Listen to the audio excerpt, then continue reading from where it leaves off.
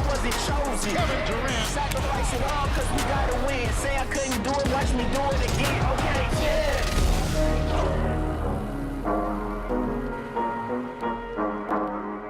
Kenny, what's up, man? I appreciate you coming on. It's my show, Chips. Obviously, it stems from exploring that chip on your shoulder, what drives us and makes us who we are and why we're here today. So thank you. No doubt, man. Thanks for having me, bro. So take me on the journey. Coach Brown, your first coach, how was that and what did he teach you? He taught me the fundamentals.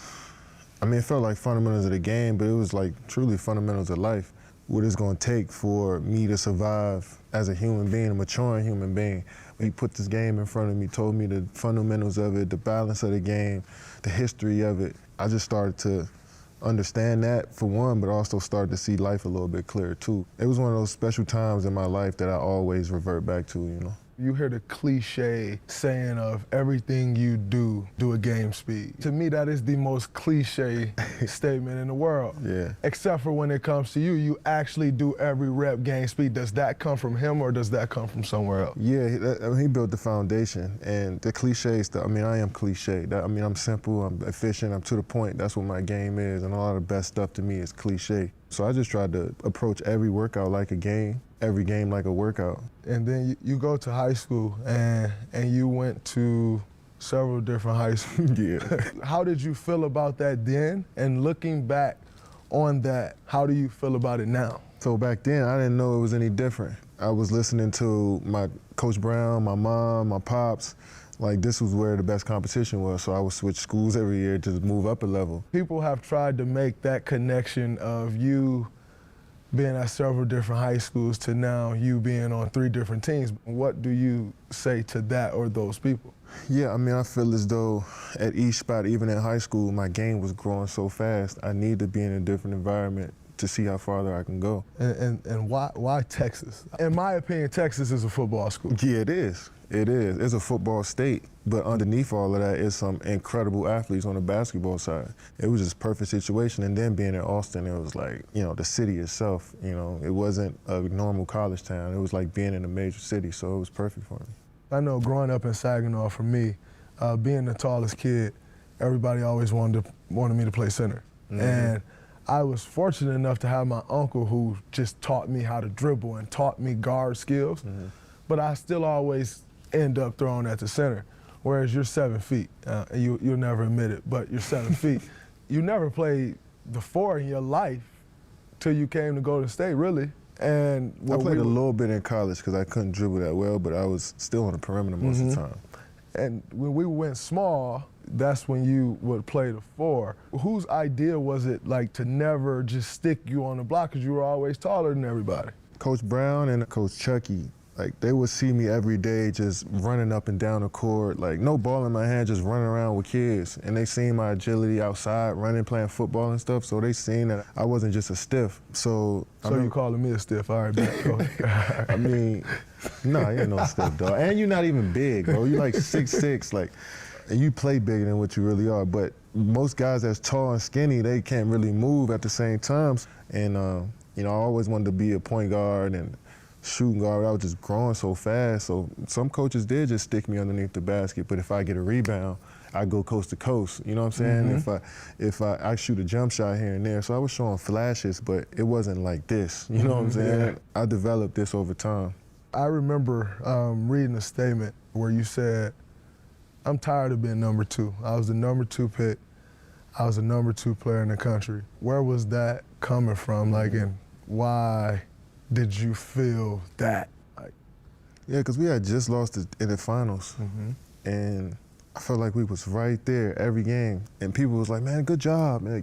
Y'all did great. Like, you guys are young, y'all be right back. And I was like, I don't care about that. I wanted to win that series, and I want to win a championship. And that's where that came from. I was just, people wanted me to accept being second so much.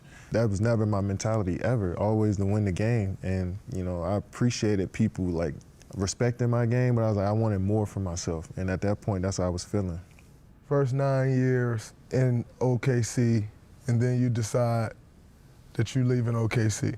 And you ultimately decide to come to the Warriors, knowing that the scrutiny would be there, knowing that You know, everybody would say the Warriors were this great team, but you still ultimately made the decision.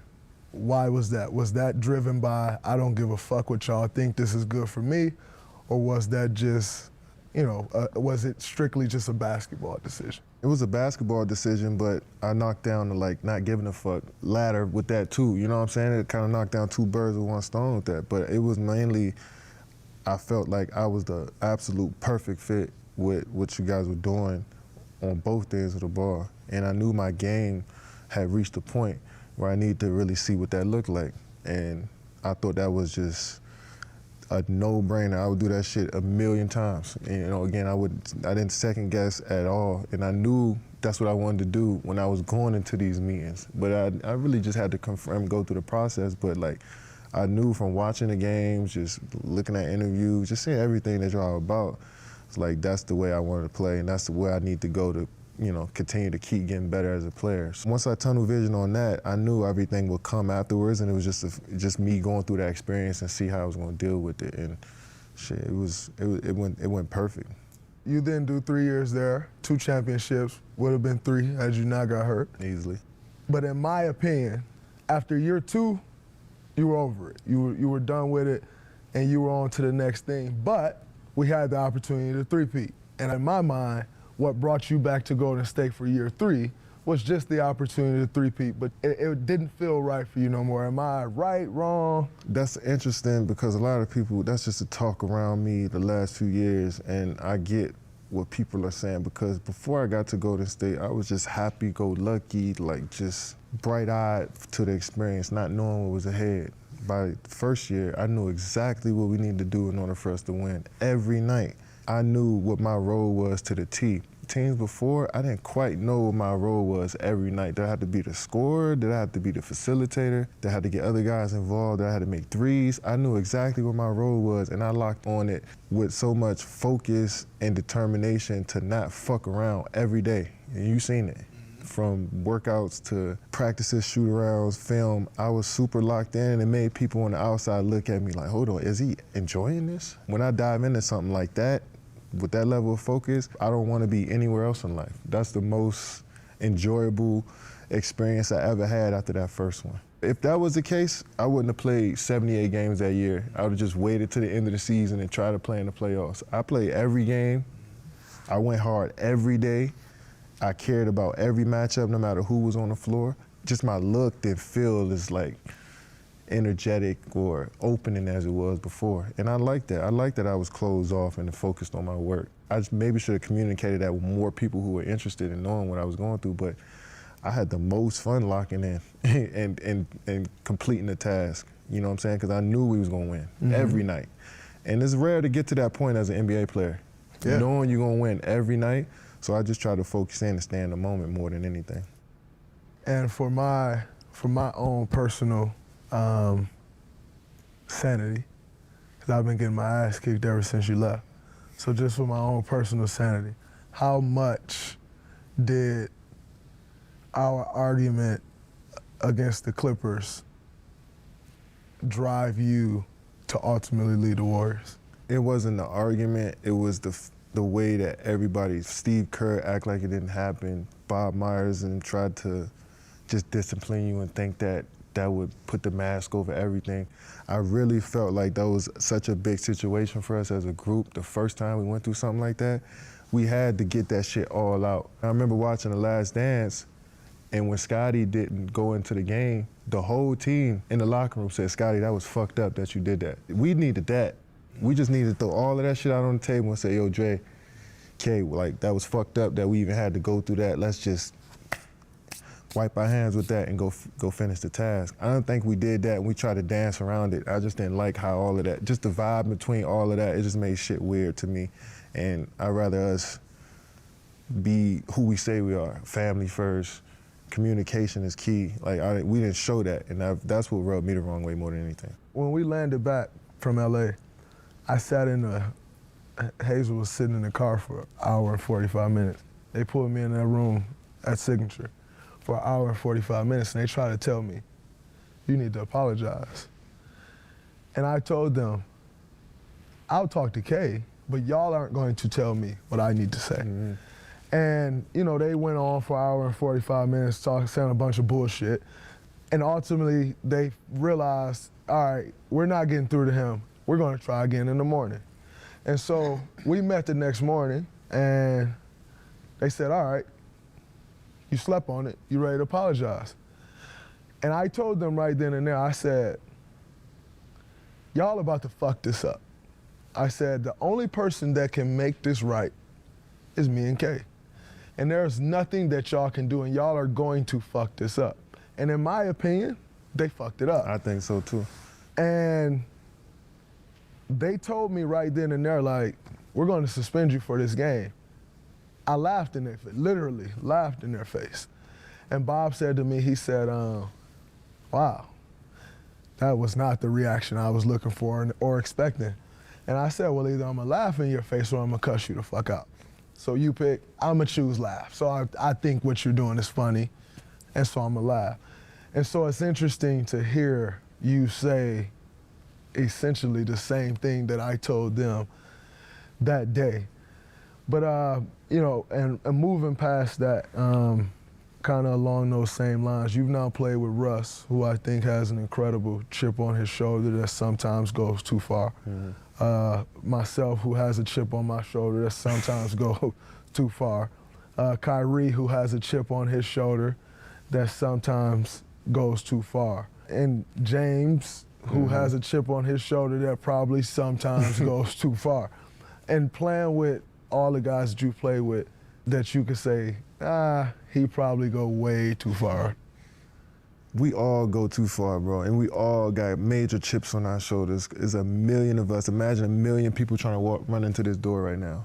Somebody gonna get elbowed, kicked, pushed over. Like, we all trying to fit into a one-peg spot. Millions of us trying to fit into these 12, 15 spots on teams. So we gotta have that chip on our shoulder, and I always appreciated people that acknowledge that it's tough to make it to the league. And I had to kick a lot of motherfuckers down to get here. I had to shun a lot of my friends and sacrifice a lot of the personal shit that I loved as a kid so I can get here. So we all of us naturally are underdogs, got chips on our shoulders because it's hard to make it to this point. But the person that went too far was always Draymond Green.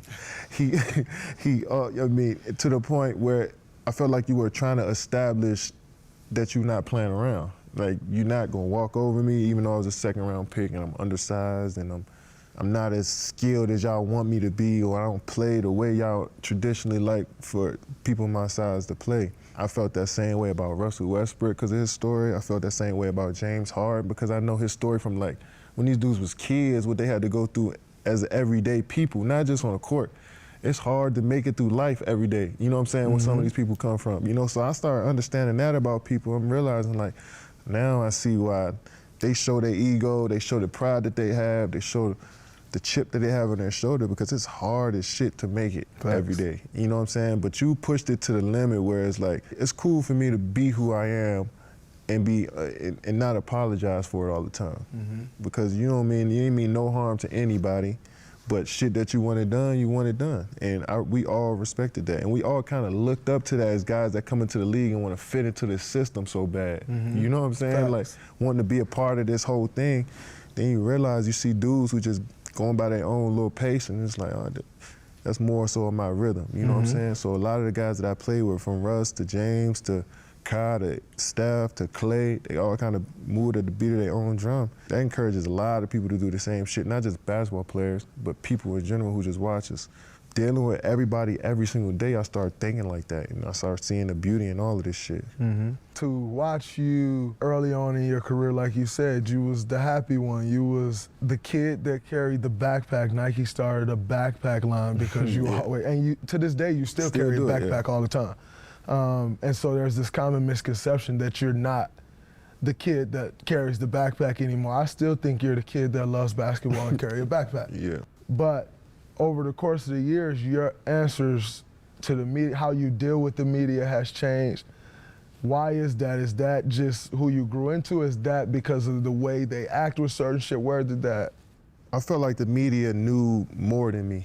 I almost had them on a pedestal of like, they got more history, knowledge of the game, they more experienced than me in this area of the NBA. So once I started to get more experience and realize like, oh no, they can never be what I am or know what I know or understand it the way I understand it. Some of the questions, they didn't seem so intelligent to me anymore. People wanted to praise me more than I liked or hate me more than I liked, make a big deal out of so much other shit. And I was just like, this game is simple to me. So some of the stuff that y'all asking really doesn't move me the way it used to. I just, starting to see life different. I can see this game different. So, of course my answers and questions, about what goes on is gonna be different too. So I just chalk that up to just maturity and experience. And speaking of media, social media, obviously we were teammates when you got caught with the burner account.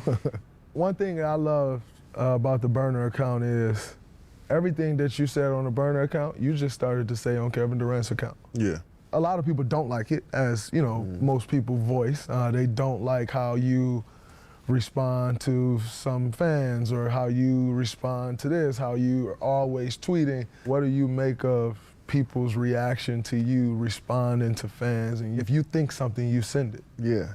I just think people are still upset that I went to the Warriors, and a lot of people who are Cavs fans, who enjoy watching the Cavs beat y'all before, which is a lot of people. I didn't realize that until I got there. A lot of people enjoy seeing y'all lose in 2016. And a lot of those people were upset that we were so good. And they're still upset because you do the same shit on Twitter. Damian Lillard does the same shit on Twitter. CJ McCollum does the same shit on Twitter. We all do the same shit on Twitter, but for me, it's a problem. I mean, I chalk it up to just me being so good at what I do and playing with a team that was so great, and we fit so well. Nobody likes a great thing. And I guess I was the cause of that great thing because I came and joined. So it's way deeper than what I do on Twitter, and I understand that. And it's funny to me at this point because you can't erase what we did. You're never gonna erase it, and you love watching us play.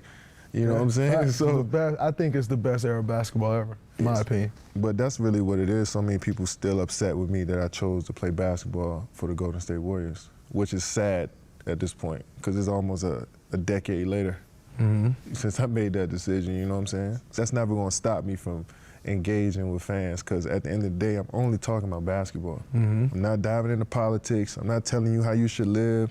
I'm not flexing my money or my power or none of that shit on you. I'm just literally talking about the game, and what I see. And I don't think it harms anyone.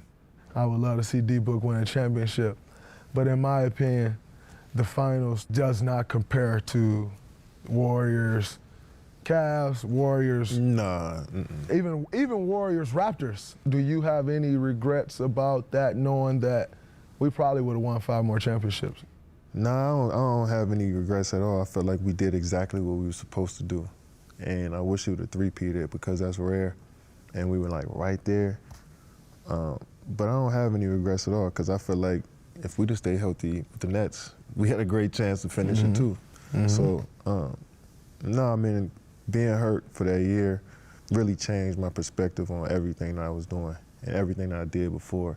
I looked at that time with playing with the Warriors as so special to me, but it was time to move on. So now you're in this space with the Nets, and everybody has made this big deal about Kyrie and his beliefs and him missing games, and just like we all do, he got his shit. Yeah. And a lot of people are now saying that is what's going to cost y'all ultimately of reaching where y'all want to reach. What do you make of that? I mean, I just think people don't like Kyrie because he wanted to leave Cleveland and he wanted to leave Boston. I don't think it's any deeper than that. He doesn't harm anyone. He hasn't said anything that's disrespectful to anybody. His game is beautiful to watch. I just think people don't like the decisions on where he chooses to play. And they sort of amplify everything because everybody in this league has their shit. They may say something over a course of 6 months that everybody may not agree with. That's just the nature of our business. When you're that good at what you do, everything is a little amplified, and sometimes it's a little extra, you know. So what Kyrie does, especially in our building, nobody is making a big deal out of it. Just like a lot of shit we did in our building, we didn't give a shit if Clay missed practice. Like, who cares? Like, as long as you're there for the games, as long as you healthy enough to play, like, we didn't give a shit. Like, when you and coach cursed each other out, literally as soon as the practice was over, it was cool. Like, you know, so it was like everybody's mature enough to understand, like, we come to work, we handle our business, and you be who you are. Family, you have no kids. You're now 32. I'm 31. 33. I got 3 kids. I'm 31, so I took a little different route. You're OG now, man. But you have no kids. Why? Do you want kids ultimately? Do you not want kids? I mean, that's a big commitment, for one. And I always felt like I was just really zoned in on my work, in my alone time, in my free time. Too much for me to like lock in on something like that, you know? And eventually I do want that, but the older I get, I think is the better, because I'm maturing more, knowing myself more, understanding my situation a little bit more. So if I were to invite someone in or combine my life with another person, you know, it'd be perfect at this time, as opposed to me 10 years ago, I wouldn't know what to do. So I think as long as I wait, you know, it's only gonna be for the better. Do you ever worry that the longer you wait, your kid won't understand who Kevin Durant is? I'm glad he won't understand, because I don't want him to have to feel like he's pressured in this bubble to do what I did, you know? And as long as I'm playing, like, this bubble is always going to be about making it to the NBA. So if you see a little KD out here, nothing but you expecting him to be a basketball player. So, like, I don't know if my kid are even going to be that tall or fall into the game like I fell into it. Who knows? So I'd rather just me tell him, you know, over time what I did. I don't want any pressure for anybody that's coming into my world to do what I like to do. I want them to explore things on their own. So what's next for you? You got, you know, probably 10 more years left of hooping. I hope so. What comes after that? Have you gotten there yet, or are you still just so locked in on basketball that it's just that? You know, I definitely want to stay involved in the game. I'm learning so much now. I don't know where I could use it at. Coaching, GM, ownership. I feel like I'm gathering so much knowledge that I could be useful in any part of this game. But outside of that, I have other interests in tech world, media space, art, all of that stuff that, you know, I enjoy to do in my leisure time. You know, I want to get involved in at some point. But for now, you know what I'm about. You know what I enjoy to do every day. So until that time is up, then we'll see what happens. But I feel like I'm setting up stuff on the back end of things that I can have options. You know, I think people look at us and they say, oh man, you play basketball for a living, you should be happy, which is great, right? Like, you love basketball, I love basketball. Being able to do that and make the type of money we make is incredible. But with that comes a lot of fucking scrutiny, comes a lot of headaches. What is the happiest you've been as a professional? I don't even like to use the word happiness. That's just a fleeting feeling. It can just go so up and down. I don't want to chase that feeling. It's just not a efficient way for me to live. I feel like just having peace and really simply just enjoying being alive every day is the best place for me to be. You know, I don't want to be happy and sad. Like, I don't even want to have to go through that. I just want to just kind of float through life. I experience so much. I just want to take on every experience for what it is and enjoy it in the moment, you know? So I don't want to chase happiness, you know, so I just try to stay even. I respect that. Appreciate it, bro. Man, that was incredible talk, yes, my sir. brother. Thank you, thank you. No doubt. That's Chip, it's a wrap. This is gonna be an incredible interview, by the way. Right. This is gonna go crazy.